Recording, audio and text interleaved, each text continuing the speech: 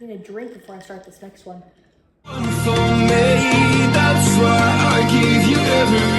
Hey guys, welcome back to Book It.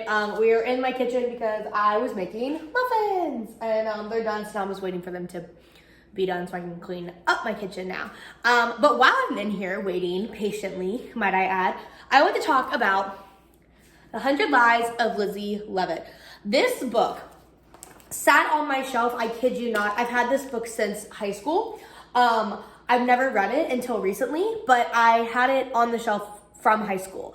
And it just moved with me from when I went to my dorms, to my apartments, to my current home. It just traveled with me. This book has been through it. So this was a really interesting one, to be honest. I didn't know what to expect when I started it, but let's just dive right in. So first off, this book was more of like a diary written base than it was actual storytelling. Like it was written from the point of view of a teenage girl, and that's how the writing was. Her name is Hawthorne, so it's taken from her point of view, but it felt like I was more talking to somebody or reading it like a diary more than a fictional book, which I thought was really good, and it kind of kept me, like, it dragged me in from the start and kind of kept me in.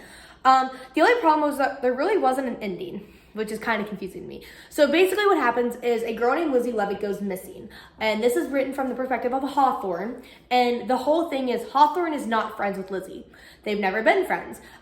They've been each other the whole life, but Lizzie was older and she was a lot cooler. And Hawthorne is like one of those girls that's like, no one understands me, you know, because, you know, we've never been teenagers.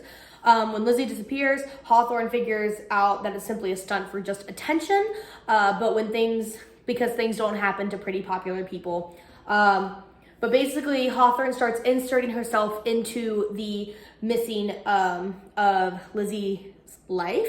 So she gets a job at like where Lizzie used to work. She starts hanging out with Lizzie's boyfriend. Like she literally kind of just puts herself into the situation of like Lizzie, but they were never friends. Super weird. I understand the meaning of the book. So there isn't really an ending, but there is a purpose. I understand the purpose. I just don't like, because I feel like this book was really, really good. And then it just like fizzled. Like it just fizzled out and nothing else happened. And that really upset me because I feel like they could have gone so many different ways with this book. That's my only issue with it. So other than that, it was great. I loved the writing. I really liked the main character because I felt like she was relatable, because she was really interested in the fact that someone goes missing. Most of the time it's like, they solved the mystery. They're solving this because they're best friends with them. She was like, no, I don't even know this girl. And I really liked that about her. So yeah, so she did that, which is great.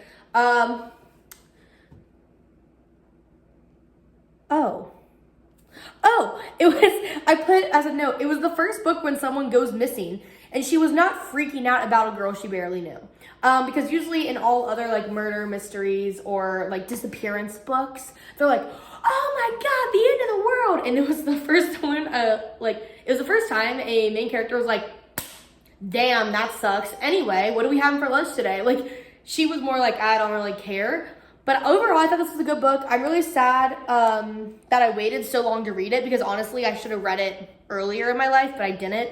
Overall, I gave The 100 Lies of Lizzie Lovett a 4 out of 5 because, like I said, the end just kind of fizzled out, but if they had a stronger ending, I would definitely do it. I would recommend this book to people. I think that you should read this book because it's like, it's not a thriller per se, but it is like a very much,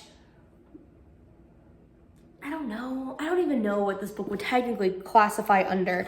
I did put it here in the October 31 Days of Halloween, mostly just because I think that it's a good like little spooky book with the disappearance and there is some investigating, but that's not her main concern. Her main concern isn't like trying to figure out what happened. Her main concern is just trying to live her life or live Lizzie's life.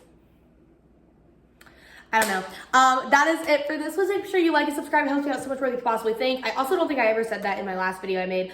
And follow my Goodreads. It's in the link below. That'll tell you all the books I'm reading. Also, it'll have an entire like page dedicated to the spooky month. We are officially through spooky month. We are trying to look and see. Oh, we are like starting, or we're a little into the second week. So we have 3 more weeks until Halloween. But yes, it's really awesome. All the last week's books have been great. The ones coming up are just as great. And then there's a couple 5 stars hidden in amongst these. So yes, that is it for today. Thank you so much for watching, and until next time, bye!